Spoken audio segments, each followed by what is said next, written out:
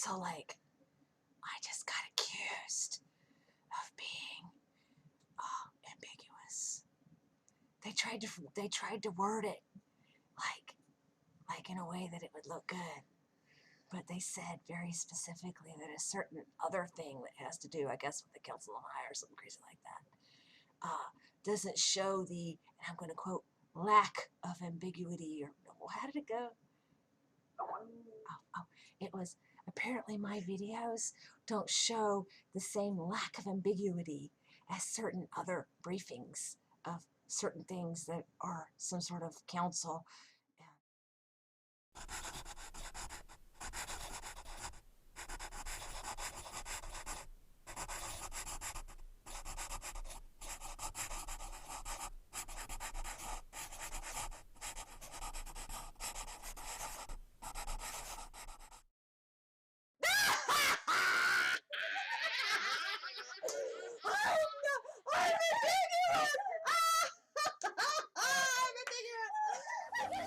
This report I received today is a monumental document in more ways than one. But it is a very, very important piece of America's history, and it will shape America's future in ways that will make us a more honorable, more successful, and more ethical country. What this committee learned, I would like to review today with a little more detail than Dr. Faden said, because I think it must be engraved on our national memory. Thousands of government-sponsored experiments did take place at hospitals, universities, and military bases around our nation. The goal was to understand the effects of radiation exposure on the human body. While most of the tests were ethical by any standards, some were unethical, not only by today's standards, but by the standards of the time in which they were conducted. They failed both the test of our national values and the test of humanity. Informed consent means your doctor tells you the risk of the treatment you are about to undergo. In too many cases, informed consent was withheld. Americans were kept in the dark about the effects of what was being done to them. The deception extended beyond the test subjects themselves to encompass their families and the American people as a whole. For these experiments were kept secret, and they were shrouded not for a compelling reason of national security, but for the simple fear of embarrassment, and that was wrong. So today, on behalf of another generation of American leaders and another generation of American citizens, the United States of America offers a sincere apology to those of our citizens who were subjected to these experiments, to their families, and to their communities.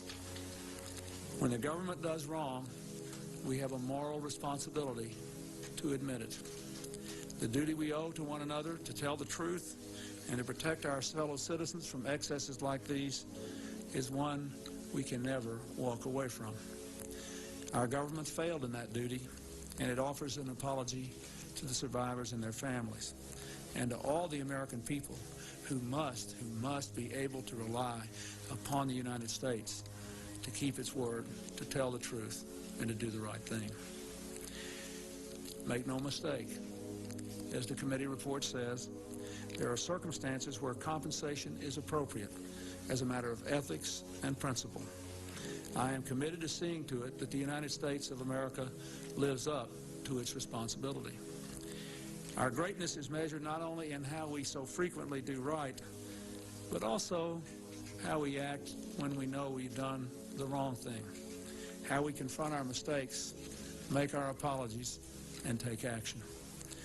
That's why this morning I signed an executive order instructing every arm and agency of our government that conducts, supports, or regulates research involving human beings to review immediately their procedures in light of the recommendations of this report and the best knowledge and standards available today, and to report back to me by Christmas. So yes, apparently this means that I hide details and I'm dishonest or something.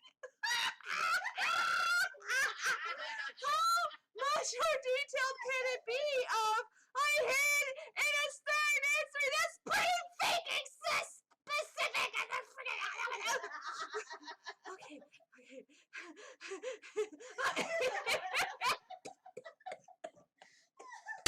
I was watching a interview with one of the 3 more notable researchers that deal with MyLabs, and they got on the topic of information exchange. And the thing is, and I've actually hit this brick wall as I try to find someone serious enough to give me guidance that won't talk to me about Beatles music. It's all about them getting information from you, but not giving anything in return. Was saying that the thing is, that can come to you and they can give you information. Like Billy Bob comes to me and he says, "You're cute." I am cute. I know everything. Give me the damn scenario before I hit you with that pillow and make you devour it. I thought you were telling me I was cute. My handlers. No, that is the perfect scenario. I am being handled by Q. And damn, he's sexy. He rapes me at night. Oh my god. Actually, there are people out there that are enduring unwelcome sexual advances and situations. So that part's not funny, but the Q part is, you gotta admit. And Picard promised he'd help me, but he and Janeway ran off. And I haven't heard from anybody since. Okay, let's say that guy comes to me and tells me this. And I'm not able, and I'm able to not laugh in his face. Alright. Apparently the consensus is, oh, really? Tell me your story. And they tell you all about Star Trek, Deep Space Nine, and all these stories, and you listen and you listen. And like, wow, that's really interesting. And you never tell them anything like, well, I've heard something similar to from 5 other MyLabs, or perhaps you should look into, does the name Darth Vader mean anything to you? And there's no feedback, hardly anything to give them guidance on how to find truth or not, you know. And it's generally accepted that you don't give anything back. Okay. The reason, though, okay, it's not your standard scientific community reason, which would be, I don't want somebody else publishing my work before I get it out there. So you don't give them anything back because this is the reason that this MyLab researcher gave. They might go back to their handlers and tell them what you told them. The flaw to this logic is, the handlers probably already know! Quit dumbing it down, people. You guys want disclosure, and then you yourselves become part of the problem by not disclosing any damn thing! No, okay, here's a way you can do it and protect your research. And I know because someone very kindly has done that for me on occasion, very rare. Oh, so you realize that you're an abductee, possibly a contactee, or maybe just plain nutters, because, you know, you have to be nutters to throw squirrels at people. And you realize this because your room was filled with a thick orange light and someone tripped over a lamp. True story, by the way. And, all right. Well, here is a book written by, I don't know, Billy Bob Joe Turner. And Billy Bob Joe Turner happens to mention the orange light in chapter 7.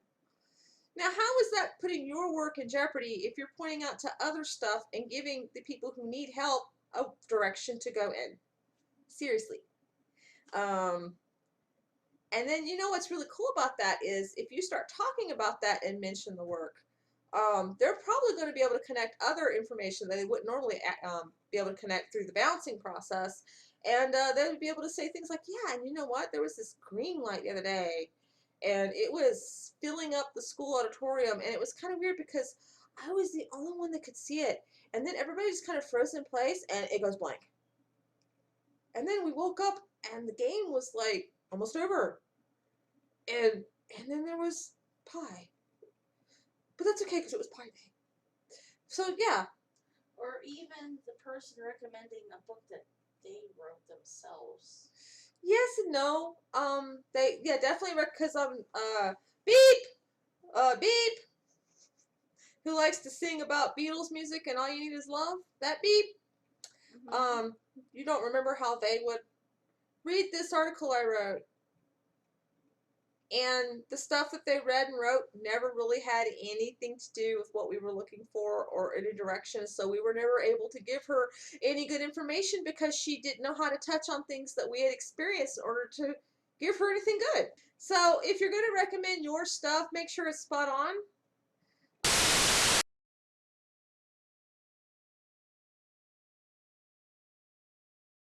The question is about my family history. Now, to throw in really quick, the reason why people ask about your family history is they're trying to ascertain if it's generational. Doing this while I'm painting my nails, so I'm going to be looking down a lot. Well, I'm a Native American, but I don't feel that that is why I personally was chosen by aliens or the government or anybody to do the things that I've been doing all my life. It's just that's why I'm dark of hair and eye. To be precise, I am a Brotherton, which is a small tribe located in the Wisconsin area. We are also known as the Christian Indians. I am a direct descendant of the founder, actually, the first chief. My father is Brotherton. My mother is of mixed English stock uh, that fancies herself a Cherokee. Um, on her family tree is, it says, alleged descendant of Pocahontas. But on my mother's tree are also such fun things as German sheepherders and quite a few kings, English kings and English nobility. Uh, but my mother's mother uh, used to say often that we were Tuckahoe, which if you look that up, that's a Cherokee word.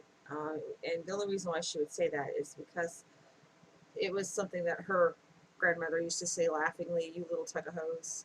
So there's Native American there, and it probably is Cherokee. It's just not documented. My father lied about his age when he was, I believe, 16 or 17, so that he could join the Navy. So he got to be in the Navy all of a few months. Later on, he once told me when the psychic programs were new, and he apparently, his story has changed a few times over the years. One minute it's he was in the beginning of the psychic program but didn't really test well enough to get in. The next minute is he was in it for a long time, and then he would tell stories like there was this one time that he coexisted in more than one place by accident. He was in a coffee shop while sleeping in his truck in a totally different state, and the government really pursued him over that. When he told me this, I think I was maybe 12 or 13. I didn't understand what he meant, but then later on, when he started revealing that he was part of the psychic programs for remote viewing and dreaming and stuff, and used to even get a small check for giving a report of his dreams once in a while, it kind of comes to better light. But I don't know how deep his involvement really was. I do know that as a child, I and my older brother, my father would do the pendulum to find out the sex of his grandchildren, and he taught us how to do the pendulum, and that was the first anything of psychic connections that I learned. I was 5 years old, and he spent a lot of time doing the card tests with us. He would uh, separate out aces, and we would practice being psychic and reading minds and seeing the cards, because he viewed it as a fun game, and that's what we would do. And that was my childhood. Television was largely filled with documentaries, especially about UFOs and the supernatural. So I grew up watching a lot of the older documentaries about UFOs, and one thing I've noticed is over the years, those haven't changed. They still say the same thing. Look, there's a saucer. um, and my mother was interested, but a lot more quiet about it. And the only thing I know about her supernatural side is something that she claims never happened now was she told me that she remembered her past life. Her name was Ami, and she was French. And she said that she remembered how to sew a corset from scratch based on her past life memories when she was a teenager. So this kind of stuff was very strong in my environment. So I guess whenever I realized what was going on with me many, many, many years later, and I realized, wait a minute, there's this UFO connection, it was easier for me to take than other people who have not been raised in such a in such an open-minded, holistic life. When I was a child, I very much fell for Christianity and wanted to be a missionary in the Congo, even. At the time, my parents would have nothing to do with church and refused to do anything with me on the matter and refused to attend, and still haven't to this day, although ironically things have changed.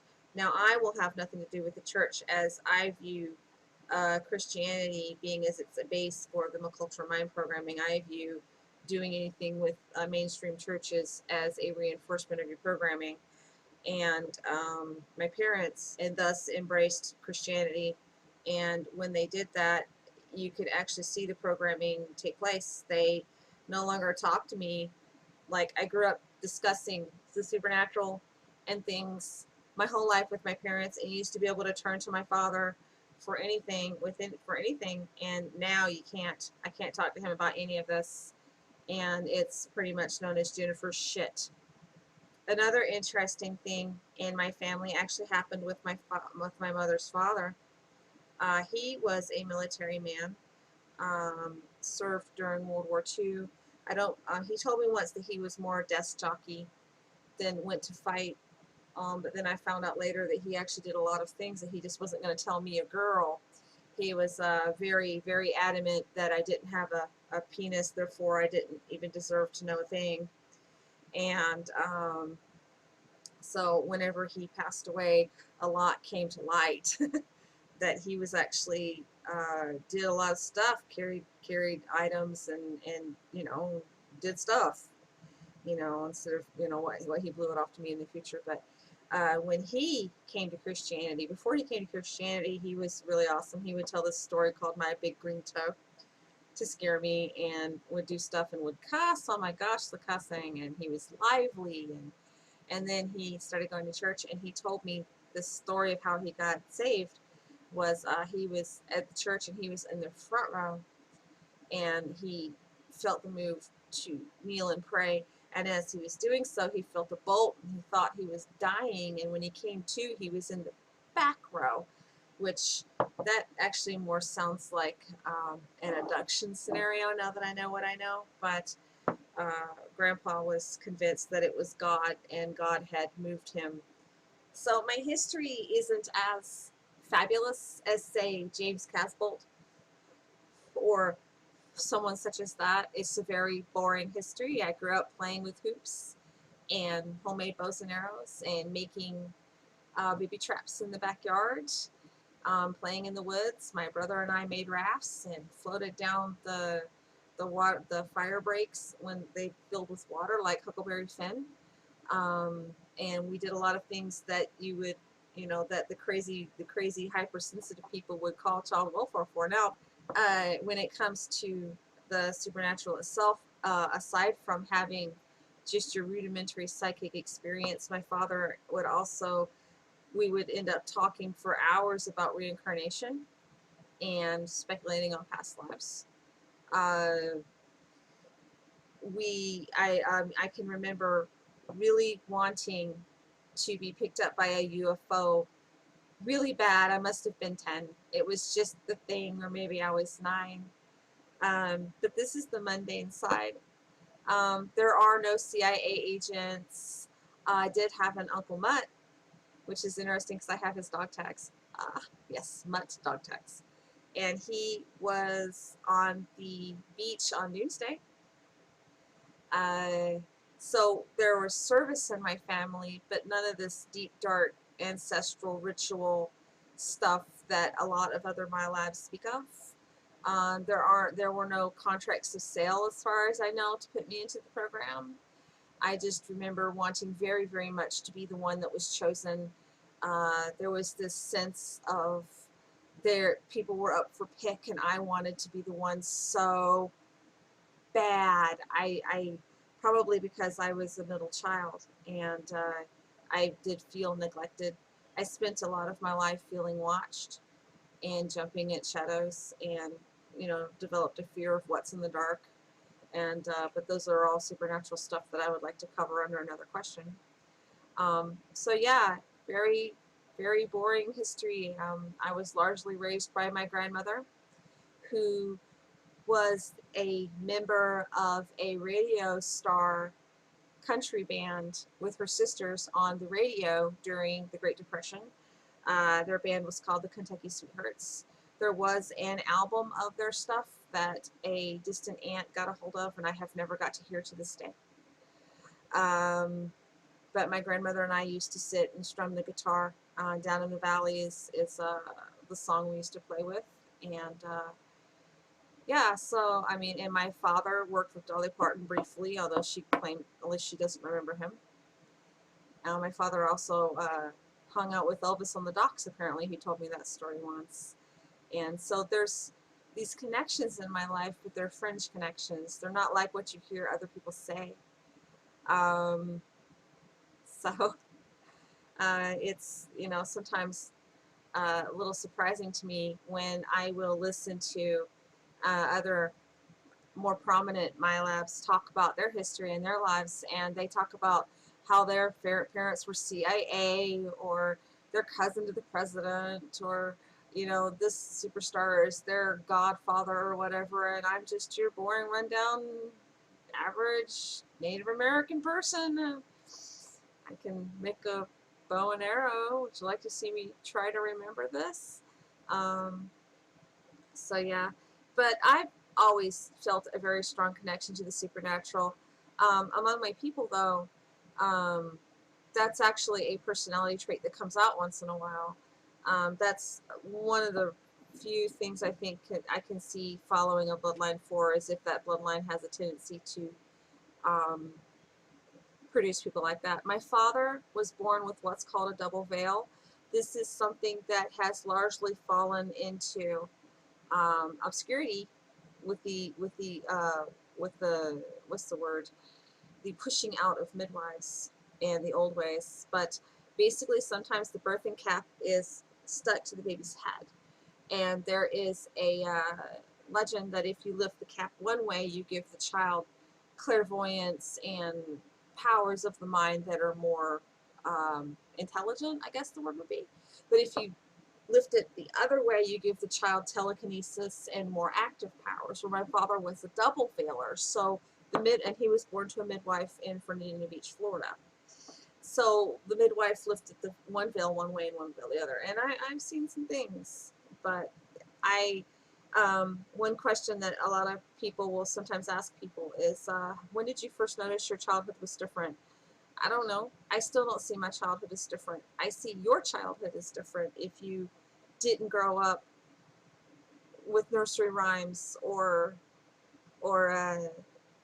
able to walk in the woods, or even camping, or knowing that about ghosts. I mean, I have actually met people who didn't even know what Superman was, and it blows my mind. How can you not know who Superman is? He's everywhere.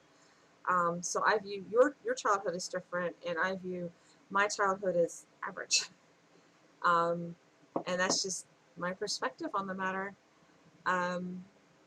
So that's my very boring family history. I hope on the next White Commentaries I'll have more interesting things to say.